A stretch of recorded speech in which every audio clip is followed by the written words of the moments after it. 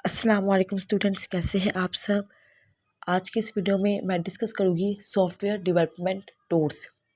Software development tools हमारे पास वो वाले टूल्स होते हैं जो डेवलपर की मदद करते हैं कोड को लिखने में, कोड को एडिट करने में, कोड को टेस्ट करने में, एरर्स को फिक्स करने में, सॉफ्टवेयर प्रोजेक्ट्स को मैनेज करने में, इसके अलावा कोड को कंपाइल करने में। सबसे पहले हमारे पास आता है लैंग्वेज एडिटर। लैंग्वेज एडिटर हमारे पास ये वो वाला टूल होता है जिसका यूज़ करके एक डेवलपर या एक प्रोग्रामर अपने कोड को लिख सकता है और अपने कोड को एडिट कर सकता है। जिसकी एग्जांपल है हमारे पास Notepad, Sublime Text, VS Code. आपने कहीं ना कहीं इन लैंग्वेज एडिटर्स को यूज़ किया होगा जिसके ऊपर आप अपने कोड को राइट करते हैं या कोड को एडिट कर सकते हैं। नोटपैड सिंपल और फास्ट होता है। सबलाइम टेक्स्ट लैंग्वेज एडिटर बहुत ज़्यादा फास्ट होता है। वीएस कोड ये मोस्ट पॉपुलर लैंग्वेज एडिटर है जो हम यूज़ करते हैं। इसके बाद आता है ट्रांसलेटर। ट्रांसलेटर भी हमारे पास एक सॉफ्टवेयर डेवलपमेंट टूल है। हम जो अपना प्रोग्राम लिखते हैं लैंग्वेज एडिटर के ऊपर, वो लिखते हैं हम लोग हाई लेवल लैंग्वेज में। हाई लेवल लैंग्वेज वो वाली लैंग्वेज होती है जिसको एक इंसान इजीली अंडरस्टैंड कर सकता है। तो जब एक प्रोग्रामर या एक डेवलपर लैंग्वेज एडिटर के ऊपर अपना प्रोग्राम लिख रहा होता है तो वो अपने प्रोग्राम को हाई लेवल लैंग्वेज में लिखता है। लेकिन जो हमारा कंप्यूटर है वो हाई लेवल लैंग्वेज को अंडरस्टैंड नहीं कर सकता, इसलिए हम ट्रांसलेटर का यूज़ करते हैं जो उस हाई लेवल लैंग्वेज को लो लेवल लैंग्वेज में कन्वर्ट करता है। लो लेवल लैंग्वेज को हम मशीन लैंग्वेज कहते हैं, यानी कि 0 1 की फॉर्म में वो हमारे प्रोग्राम को कन्वर्ट करता है। तो ट्रांसलेटर क्या है? ट्रांसलेटर ट्रांसलेट करता है हमारे प्रोग्राम को और चेंज करता है हमारे प्रोग्राम को मशीन लैंग्वेज में। हमने जो अपना प्रोग्राम लिखा होता है वो लिखा होता है हाई लेवल लैंग्वेज में, हाई लेवल लैंग्वेज में, और इस लैंग्वेज को सिर्फ एक ह्यूमन अंडरस्टैंड कर सकता है, इसलिए हम यूज़ करते हैं ट्रांसलेटर का। और ट्रांसलेटर हमारे प्रोग्राम को कन्वर्ट करता है मशीन लैंग्वेज में। इसकी हमारे पास 2 टाइप्स होती है, एक होती है इंटरप्रेटर और एक होती है हमारे पास कंपाइलर। वैसे हमारे पास इसकी 3 टाइप्स होती है, एक असेंबलर भी होती है। इंटरप्रेटर हमारे कोड को, हमने जो कोड लैंग्वेज एडिटर में लिखा होता है उस कोड को लाइन बाय लाइन रन करता है, लाइन बाय लाइन उस कोड को एग्जीक्यूट करता है। एग्जांपल है पाइथन इंटरप्रेटर। लेकिन जो कंपाइलर होता है, कंपाइलर उस कोड को एक ही दफ़ा में मशीन कोड में चेंज कर देता है। It HEPS make code faster and better. Compiler मदद करता है कोड को फास्ट बनाने में और बेटर बनाने में। सब एग्जांपल है इसकी जीसीसी कंपाइलर जो हम यूज़ करते हैं सी और C++ लैंग्वेज के लिए। जावा है, जावक्स है जो हम यूज़ करते हैं जावा के लिए। तो ये दो हमारे पास टाइप्स थी ट्रांसलेटर की। एक और होती है इसको हम असेंबलर कहते हैं। ये दोनों टाइप्स में इंटरप्रेटर हमारे कोड को, जो हमने कोड लिखा हुआ है लैंग्वेज एडिटर में, उसको लाइन बाय लाइन, हमने एक 10 लाइन्स का कोड लिखा हुआ है तो वो लाइन बाय लाइन हमारे कोड को ट्रांसलेट करेगा। लेकिन जो कंपाइलर होगा वो एक ही दफ़ा में पूरे प्रोग्राम को ट्रांसलेट करेगा लो लेवल लैंग्वेज में, यानी कि मशीन लैंग्वेज में। इसके बाद आता है डिबगर।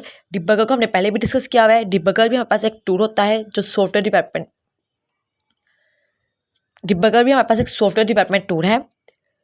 ये भी हम यूज़ करते हैं अपने एरर्स को शो करने के लिए, बाद में अपने एरर्स को फिक्स करने के लिए। जो एरर्स कंपाइलर नहीं निकाल सकता, कंपाइलर का काम भी एरर्स निकालना होता है, बट कुछ एरर्स ऐसे होते हैं जैसे logical error, run time errors.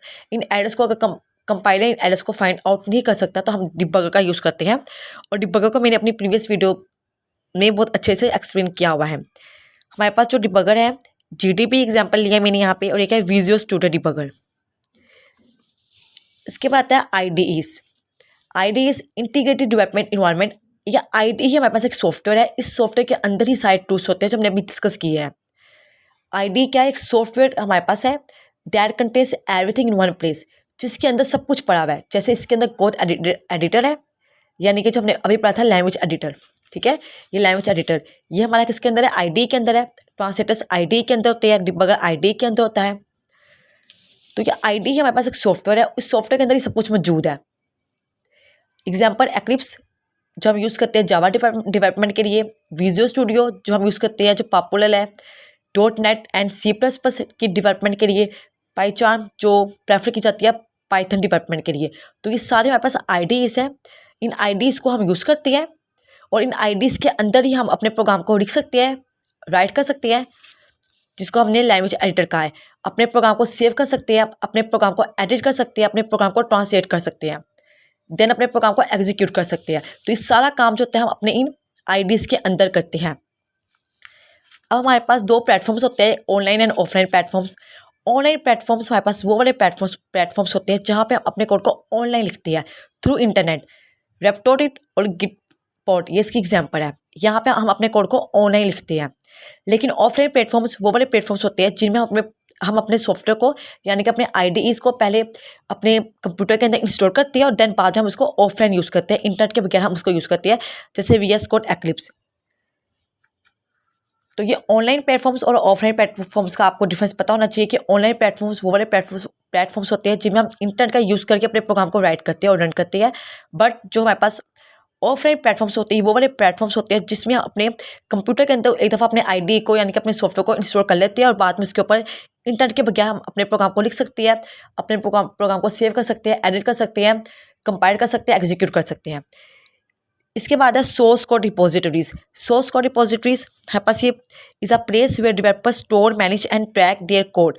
हमारे पास ये वो जगह होती है जहाँ पे जो डेवलपर्स होते हैं वो अपने कोड को स्टोर कर सकते हैं, मैनेज कर सकते हैं और उसको ट्रैक कर सकते हैं। ये हेल्प करती है प्रोग्रामर की कोड को सेव रखने में और टीम मेंबर्स की भी ये हेल्प करती है कि वो मिलकर काम कर सकें। इसकी एग्जांपल है हमारे पास गिटहब एंड बिटबकेट।